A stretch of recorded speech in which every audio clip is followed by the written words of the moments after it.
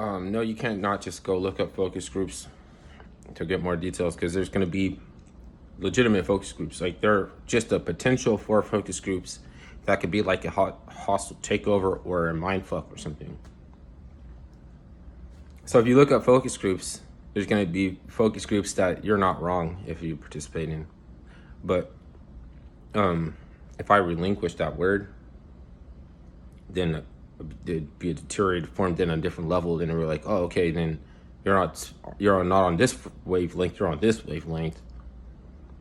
And it's like you should be expecting, you know what I mean? They're coming for the energy. The focus group is supposed to come for the energy and take over people that are weak. So if you're saying someone's weak,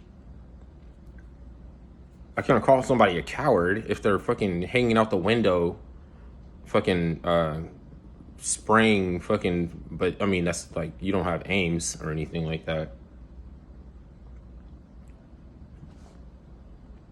Aims. Focus group, aims. Focus groups have aims. But their aims could be just to use all of the unconscious tools. And then they're not the end all be all. It's whether or not you can hold on to that definition. They're trying to dilute the message. The message is for us. It's not my message. It's a message that's for me. There has to be a receiver on, like, there can't be a transmitter unless there is also a receiver on the basis that a transmitter has to function with a receiver. If you don't know when it's a focus group, you could be used by a focus group and then to set up a conveyance. And if you don't have a conveyance, maybe you need to put a GoPro camera in a crab cage. I've heard this before. I didn't come up with this.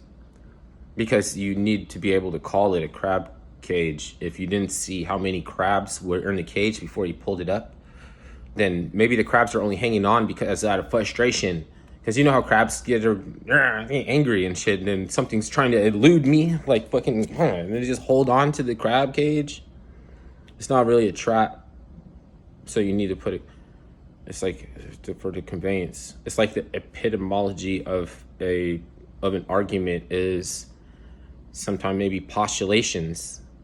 You can't hold me accountable for what I don't know if I make a postulation. It's just the premise for an argument. Maybe somebody can appreciate an argument. You know, what you can't appreciate when you're yelling back and forth is that we are rationalizing. Cerebrally, you don't want to rationalize anymore, and you're getting bogged down. So the best, the end game of asymmetrical warfare is maybe to bog down another hegemony kind of thing, you know? Like, we can't go in and just bully them. We can't go in and just stage mayhem in front of the whole civilized world. Get them bogged down in a quagmires. So I can't appreciate that this is a focus group because it doesn't explain why I'm in a quagmire. Take your energy out of the vortex. Take it out. Don't give up territory without a fight. And sometimes that fight or that territory is just a position that you can have, and a way that you can express it is to hold on to terms that are not dichotomy, galvanizing for polarization and ramrodding you into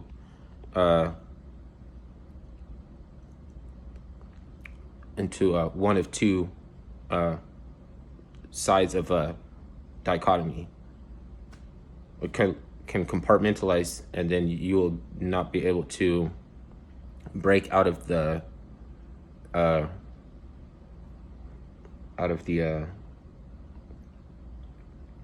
what is it called?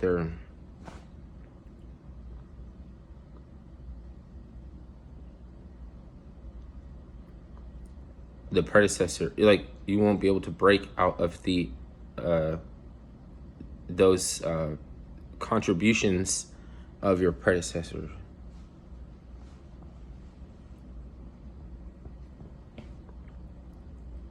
Because they represent the pinnacle. Sorry, there's pop-up screens coming. All right, I'm just finished.